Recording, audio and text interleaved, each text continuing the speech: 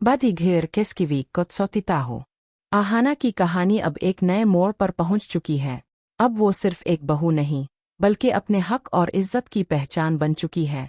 जिस रात वो ठाकुर हवेली से निकली थी, कदम भले ही थके हुए थे, मगर दिल में खुददारी की चिंगारी जल रही थी। अर्जुन के अल्फाज, आज़ादी चाहिए, शादी का भूत उतर गया, आज भी इसके कानों में गूंजते थे।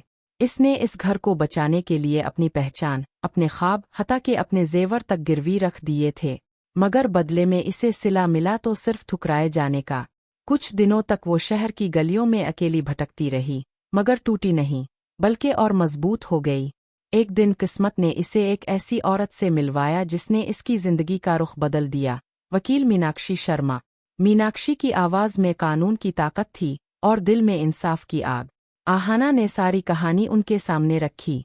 कैसे इसने मूर्तियों से घर को संभाला, कैसे इसे हर कदम पर जिल्लत मिली, और कैसे अर्जुन ने इसे डेस्परेट कहकर निकाल दिया।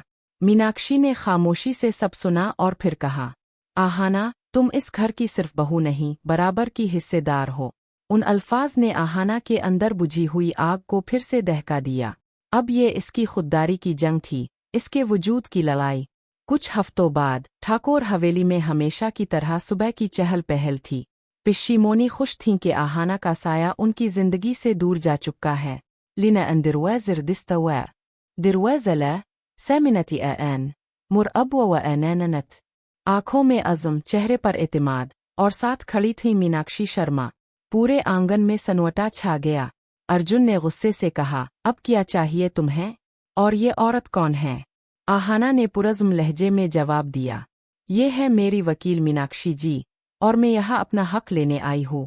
मीनाक्षी ने फाइल खोली, दस्तावेजात निकाले और बुलंद आवाज़ में कहा, कानूनी तौर पर आहाना ने इस जायदाद में जज्बाती और माली दोनों तरह हिस्सा डाला है, इसलिए अब वो इस घर की शर्कन मालिक है।